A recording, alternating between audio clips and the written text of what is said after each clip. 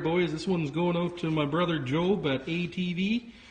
We're sliding on our new wear ring on our new Mud and Wheels torque shaft here. This is a new prototype wear ring. In fact, we don't even call them wear rings anymore. They're seal rings. These are made of hardened steel, so they're not going to wear out like the old POS. So here you go, Job. We're going to send this baby off to you.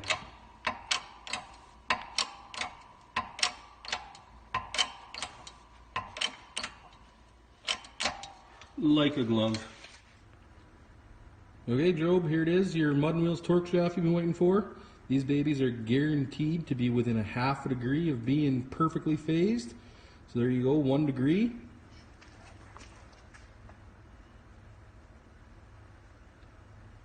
Bam, right on 1 degree. That's as good as it gets, boys.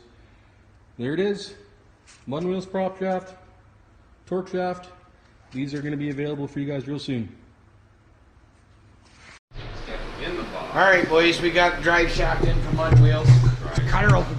Cut her open. Better look. Cut her open, bud. Oh, that's a sharp knife. We have a properly phased 100%. Properly. Yeah. Well, we're going to throw the old gauge on her here, why not? Yeah, we'll check the old one to see how it is.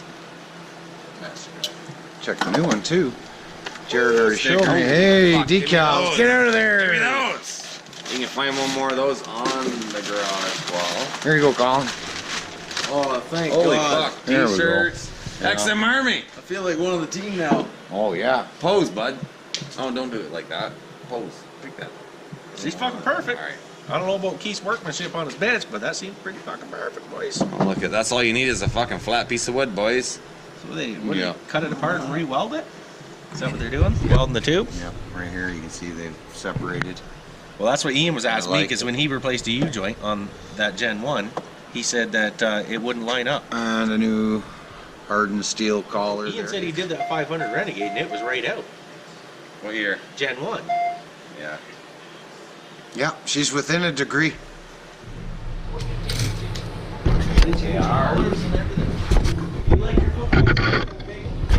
I like what you got going on. I like the flat board a little bit. I liked my King Class. I like the raised, but not as aggressive. I like the fit a little bit easier in my Google. I feel like this is so weird. Yeah. I made a set of small. Tiny little plastic ones. We're pretty much fucked for this. 13 mil in there, an absolute pain in the ass. Absolute pain in the ass. Had to remove the skid plate. Take the drive shaft apart. It shouldn't be this hard. It shouldn't be, but it is. It's this hard when the thing Like, wants to super tight and wants to strip. never that easy. Anytime he did it. Joe, do you go to work all week? Yeah, I was sloppy with the 13 mil, sloppy with a ½ inch. Colin, I work every day, buddy. We use 13. Take it out. All right. Move your tire. Like, we move your tire, you can probably see if your shaft moved. I'd have to move the whole differential though in there, or the engine or whatever. Here we go. So, we're checking out the phase on this drive shaft. We just yanked out of the 2018 Renegade XMR 1000. And it looks like the phasing is pretty much dead on, but we did find a little bit of slop in the splines, which is changing, of course, by a degree. Only 1 degree though, eh? Back and forth. That certainly can't be good. But yeah, we'll get this shipped back to Jared at Mud and Wheels, and we'll throw in that upgraded one and be done with it. It's loose splines. I think that would be just as bad. Yeah. Because that's going to jitter the... All right, boys. We are back to the shop. We got the bike back after the weekend. Brought her back home. Spent some time in Knott's Boss's garage. So, for those of you who don't know, we'll bring you up to speed. We just got our Mud and Wheels diff in from our good friend Jarrett Burley over at Mud and Wheels. And unbeknownst to us, he was on to a little bit of a Can-Am issue. So what he found, upon examining enough drive shafts coming out of these babies, mid 2017 to 2018 XMR 1000s apparently have a phasing issue with the drive shafts. Now, lucky for me, Jared is dealing with this issue and has got some shafts available. So we hit him up for one of the first off the line. And yeah, we got that thing in there and we got it replaced. Huge thanks to Jarrett, Mud and Wheels. So yeah, we got our diff slapped in there. Replaced our stock diff, which grenaded after 500, not even 500 kilometers. So we suspected we may have had a phasing issue with the drive shaft. So we've got this 100% phased drive shaft perfectly in there now for Mud and Wheels. So we can now rest assured that this is not going to be an issue in the future. So we did yank out the drive shaft on the weekend. What a pain in the ass job. I'm not going to lie, boys.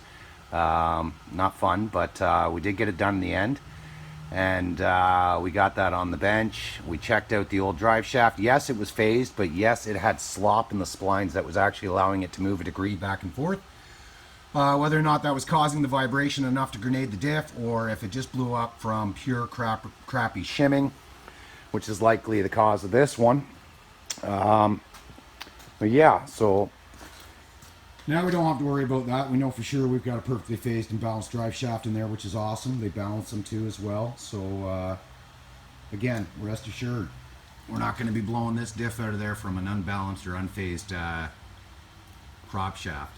So yeah, bike is back, it's looking good, looking good. We got a few new sponsors, boys. There's our nice Mud and Wheels decal, isn't that sharp? Pretty sweet, boys.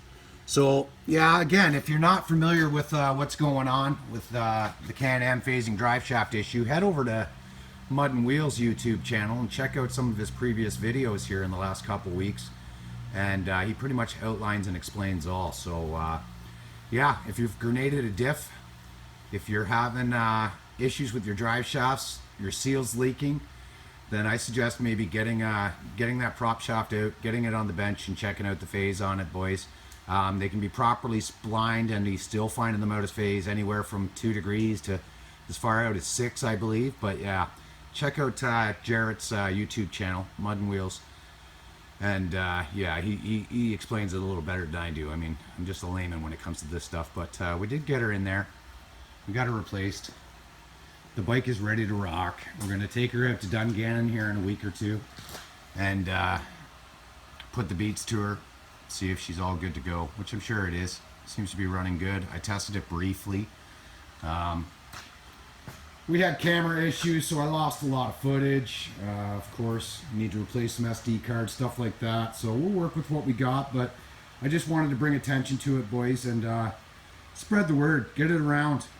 This is a Can-Am quality control issue, boys.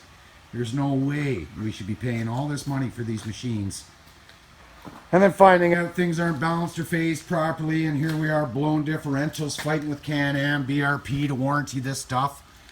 No good. No good. Not what I got into it for. But rest assured, boys, there is fixes. Thanks to guys like Mud and Wheels, Jarrett Burley. We can fix these things up, address the weak spots, and continue to ride with peace of mind, eh? So yeah, go on over there. Check them out, Mud and Wheels on YouTube. Subscribe.